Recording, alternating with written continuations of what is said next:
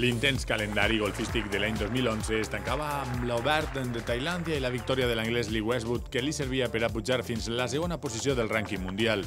Un rànquing liderat pel seu compatriota Luke Donald, amb tot mereixement, ja que després de guanyar 5 títols es convertia en l'únic jugador en la història d'este centenari esport en imposar-se en el mateix any a les llistes de guanys de la PGA i del Tour Europeu, fins a superar els 13 milions d'euros en premis.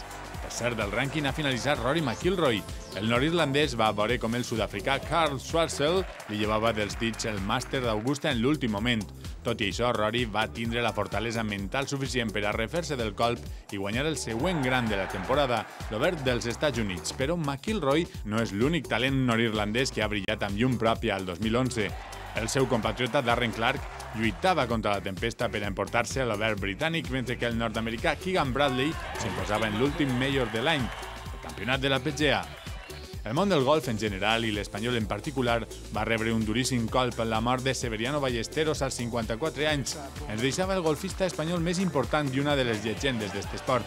La simpatia i el carisma del de Pedrenya va deixar empremta entre aficionats i companys de professió. Se n'anava Seven un any on el golf nacional ha col·locat 4 espanyols entre els 50 millors del rànquing mundial. Sergio García era el primer d'ells en el lloc 17. El de Borriol recuperava el somriure imposant-se de forma consecutiva als màsters de Castelló i Andalusia. Este últim amb un colp d'avantatge sobre el malagueny Miguel Ángel Jiménez, que veia com l'any s'escapava sense cap títol. Sergio va estar a punt de guanyar també l'Obert d'Alemanya, però a la fi, i després d'un emocionant desempat, el trofeu s'ho emportà el barceloní Pablo Larrazábal. Álvaro Quirós no oblidarà mai 2011. El mes de febrer i amb un joc quasi perfecte s'imposava en el Desert Clàssic de Dubai, però el gadità donava la campanada en emportar-se la gran final de la carrera de campions del circuit europeu, disputada també a Dubai. La llista d'espanyols que han guanyat algun títol durant 2011 la tanca el madrileny Gonzalo Fernández Castaño, que s'imposava a l'Obert de Singapur al mes de novembre. I aquest mateix mes assistirem a la resurrecció de Tiger Woods. El nord-americà s'imposava en el Chevron World Challenge de Califòrnia justament 2 anys després que esclatara l'escàndol sexual que va sacsejar els ciments emocionals del gran dominador del golf mundial de l'última dècada.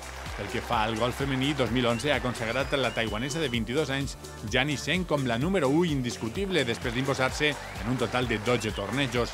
Hem assistit a l'aparició estel·lar de la nord-americana Lexi Thompson, que amb només 16 anys es va imposar al torneig de Dubai, l'últim de la temporada. Entre les espanyoles assistim amb il·lusió a la consolidació entre l'elit mundial d'Azahara Muñoz, que ja ocupa el lloc 40 del rànquing. La malaguenya va ser clau en la conquista de l'equip europeu de la Solheim Cup, la versió femenina de la Ryder.